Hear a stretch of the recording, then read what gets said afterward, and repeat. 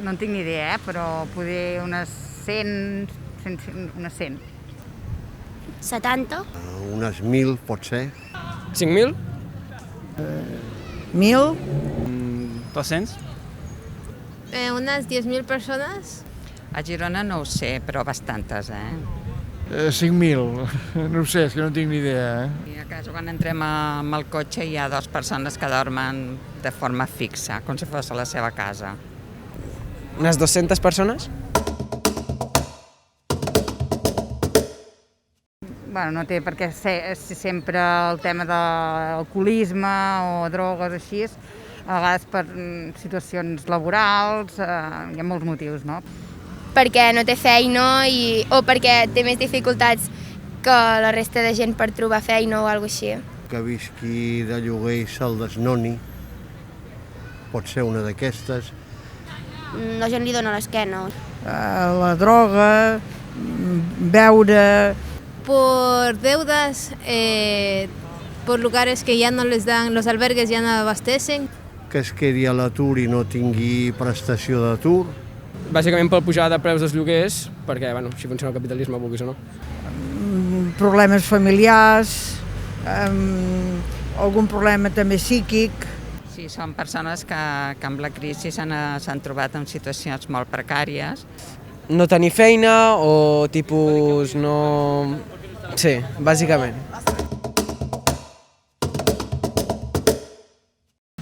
Com que la societat no funciona bé. Penso que aquesta persona doncs, podria estar visquent en una casa, podria d'alguna manera tenir una oportunitat. Sí, clarament em sento malament, en plan, joder, jo estic a casa, vulguis o no, i aquesta persona, vulguis o no, està vivint al carrer. Que a l'hivern, a l'estiu encara, però a l'hivern sobretot ha de ser molt dur. Trista, perquè penses que les circumstàncies que siguin, doncs aquella persona té algun problema. Bueno, sense ser hipòcrites, intentes donar la volta, perquè és la realitat, si no, per ser políticament correcte diríem això, però la realitat és que tampoc pots fer gaire res. Malament, molt malament. L'intento ajudar, saps, a vegades si tinc diners i això, encara que siguin 2, 3, 4 euros, vale? Intento ajudar, però a vegades no tinc res i encara així no poder ajudar no m'agrada, saps? O sigui, sí que fa molta pena perquè és com que tu vens de casa, que acabes de dormir al teu llit i veus aquí un que es passa tot el dia al carrer i no té un sostre on dormir. Mucho contacto no tengo, yo paso por Girona en bicicleta viajando, digamos, y no veo muchos aquí, no paso mucho por la ciudad. Sents pena i no saps què pots fer exactament. Sincerament, o sigui, jo crec que hi ha com molt posat al cap com poden portar problemes, no sé què, i doncs jo m'aparto. Si necessita alguna cosa, li he alguna vegada proporcionat, això sí, dins les meves possibilitats. O sigui, amb ells no actuo de cap manera, però sé que hi ha maneres que es poden ajudar des de... Poden anar a Càritas, a diversos llocs, si no poden contactar amb més coses de veïns com... Hi ha organitzacions o sindicats o coses així. Cuando me encuentro alguno, pues, hay que tratarles con respeto, ¿no? Y eso, es más importante respeto igual, porque son personas igual.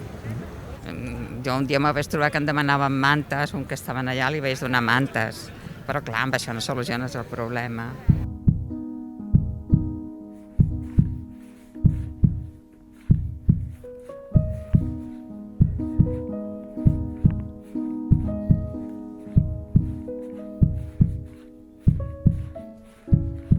Em dic Lluís, soc de Vila, tinc 68 anys, del 2018 fins fa 3 mesos o 4 estava al carrer, ara no estic al carrer. Em dic Hatim, tinc 19 anys, soc del Marroc, de Tànger, i fa 3 anys que visc aquí a Girona. Em diuen Situ, vaig néixer a Santa Coloma, fa 62 anys, i fa més o menys 10 anys que estic a Girona. Vaig vindre aquí per unes circumstàncies i s'està 4 mesos, 5 mesos, 6 mesos, vas a un lloc, després vas en una habitació o estàs amb uns companys, després al carrer, vas intercalant, perquè estar tot el temps al carrer no coneixo poca gent. I ara estic en un pis de la sopa compartit. Em dic Abdelrahim, soc del Marroc i tinc 28 anys. He estat 3 vegades al carrer, en èpoques diferents, el 92, el 2005 i el 2018. He vingut amb la meva mare fins a Algeciras i ella va tornar al Marroc. Llavors jo vaig continuar sol. Vaig agafar l'avió del Marroc a Turquia, de Turquia a Grècia caminant de la frontera, això, siguen de país a país fins aquí.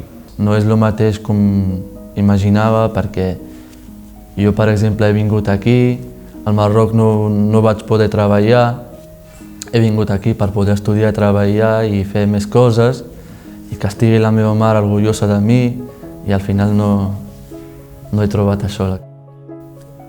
La vida, vull dir, a mi sempre m'ha portat, vull dir, apuestos que una persona com jo, vull dir, hauria necessitat 3 o 4 vides per estar-hi, per conèixer la diversitat de coses que he vist.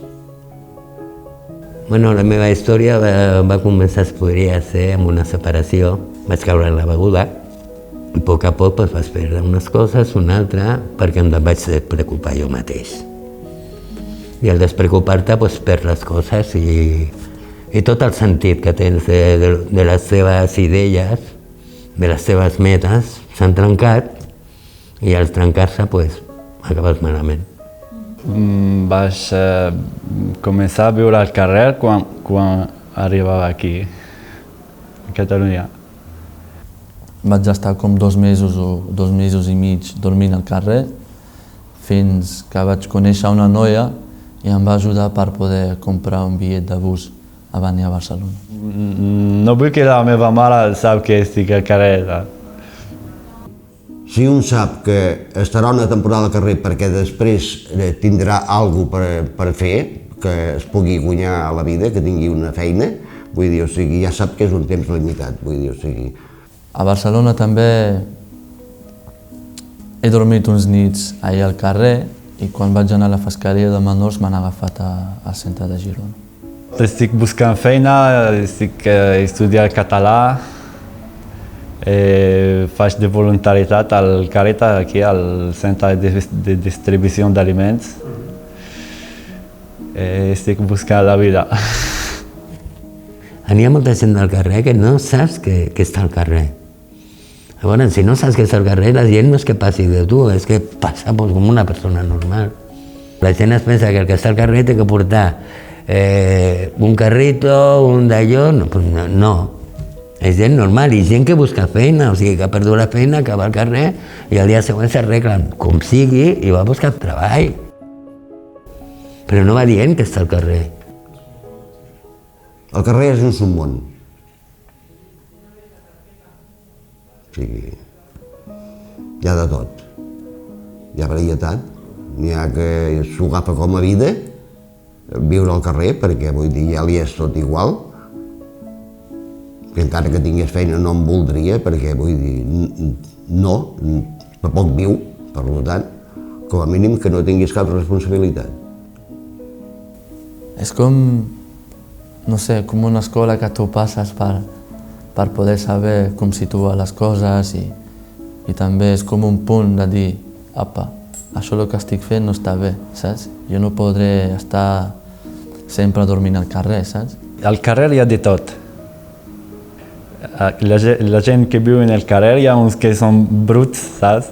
Que no dan compte el seu vestit o i altres que no apareixen que viuen al carrer, saps? Perquè és com una experiència que tu passes i dius aquí facis el que facis no té sortida, saps? Quan estàs al carrer. Home, afectar, vull dir, viure al carrer, mira, si t'hi acostumes, vull dir, no tens més remei. Mirat d'una manera fredament, vale? O sigui, Però esclar, viure al carrer avui dia ja és un estigma. No t'agrada que ningú sàpiga. No vas a una aparcar-te, que estic al carrer. I vols preguntar alguna cosa i hi ha gent que no s'afia, hi ha gent que sí, no diguéssim que no. Home, al carrer has d'anar preparat, vale? O sigui, si al carrer no vas preparat, creu-me que no és bo. Los objectos más importantes como el pasaporte o bien móvil o dinero, has de guardarlo siempre amb tu, ¿sabes? Si no, les perdràs. I veus que no coneixes a ningú, com podràs menjar demà, com podràs dormir, quantes nits seguiràs així. Estàs pensant tota la nit. No pots dormir tampoc al carrer. Sembla que estàs dormint al carrer, però no dorms al carrer. Si dorms com molts que sortien i dormien tal com anaven vestits, esclar, si s'acaben l'endemà, vull dir, no tiri tant, que fins al cap de 3 o 4 hores que no estiguessin al sol, com un llegardàs, vull dir, o sigui, no estaven en si. Pues igual que quan dorms en una habitació. Te poses a dormir fins que et despertes. No n'hi ha més. Sota una mica amagadet, en un parc, a sota de més o més dia en un pont, en un caixer. Bueno, n'hi ha diversos llocs. No he sopat a les 8 o a les 9 i no tinc diners com esmorzar demà. I demà ja estic fins a les 4 sense esmorzar, fins a les 5, a veure on puc aconseguir el meu esmorzar, saps? M'aixecava a les 7 del matí, el que era menjar, vull dir, anava a esmorzar, dinar i sopar la sopa. Se passa el dia només així. Com tu pots estar sense ganes, saps? I a més, si tens, per exemple, un curs que has de fer i tal, no pots anar en aquest curs sense energia. I m'anava a un jardí, que pràcticament sempre era sol, fins a la 1. Doncs fa un any que menjo la sopa, diners d'aquí a aquí, vender mòbil, roba, algo. Demanant. Sí, n'hi ha forts que te donen pastes, n'hi ha restaurants que vas a última hora i te donen coses, o sigui... Sempre has de trobar alguna cosa, si vols, clar, com tot.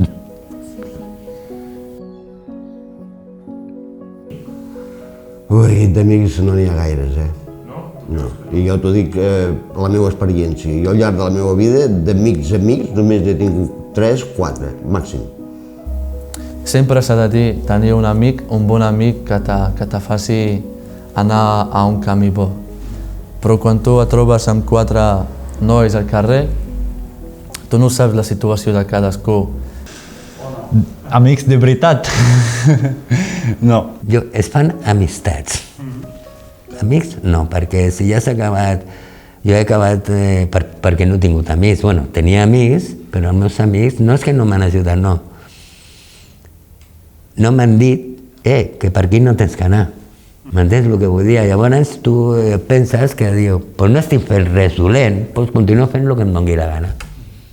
Si tu ets llest i saps com observar i tal, tu sabràs quin és un amic bo i un altre amic dolent, saps?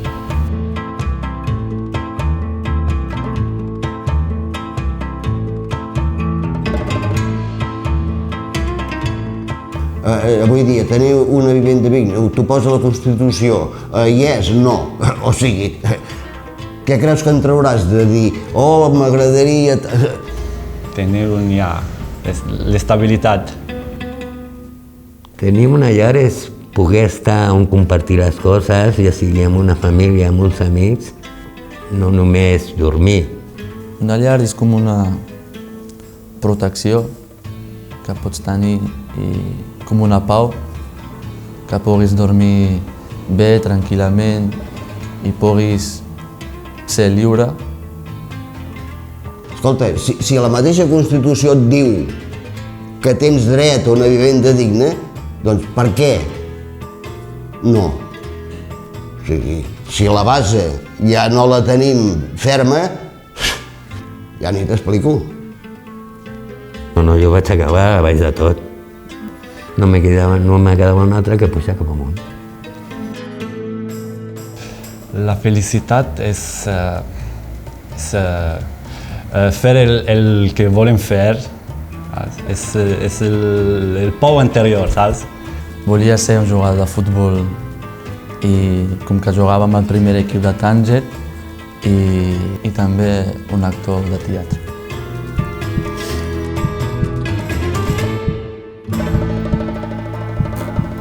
Nel mondo che ho, se ne lo soy, no puedo ya decírtelo, no puedo yo mirarte, no puedo yo pensar que te has ido cada instante de mi vida. Yo te digo, cántale, llórale, dígale, bránchale, llórale, que todo pasa, que todo ya olvida. Dile y lo que sientes ya conmigo, lo que sabes cada instante. Yo le diré que sin ti yo no vivo, yo no tengo lo que sabes. Cuéntale qué ha pasado, lo que dices, yo te siento. Sin ti no puedo yo vivir, sin ti no tengo nada.